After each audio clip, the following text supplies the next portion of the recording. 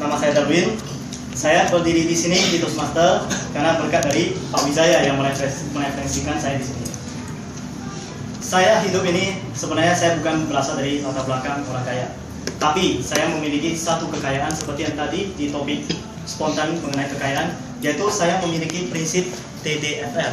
Apa itu TDFR? Jadi yang pertama, T, trust, percaya.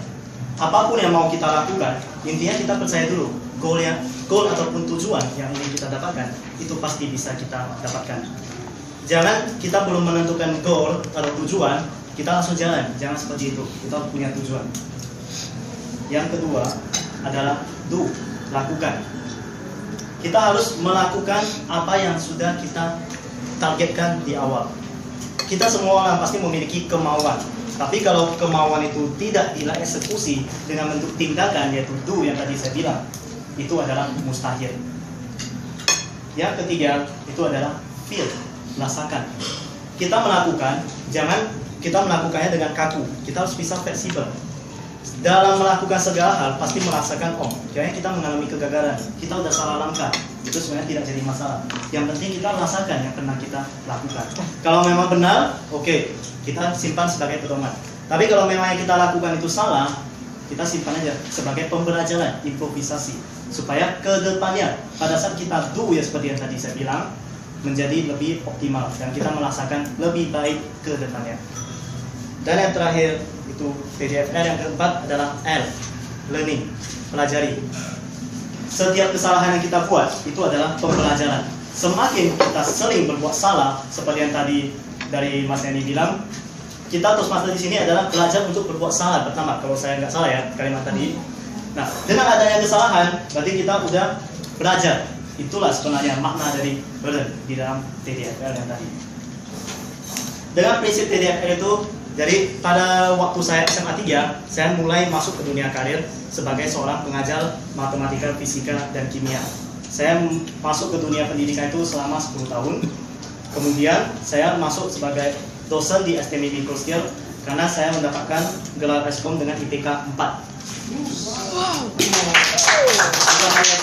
Memang itu adalah satu gelar, sekedar gelar saja. Kalau memang kita gak ada tindakan, itu percuma. Saya belum puas sampai ke sana, jadi saya dengan prinsip TDFR ini, saya memasuki satu perusahaan pabrik tepung. Jadi saya di sana bekerja sebagai programmer pertama kali. Kemudian 2 tahun setelah itu saya direfleksikan menjadi IT supervisor.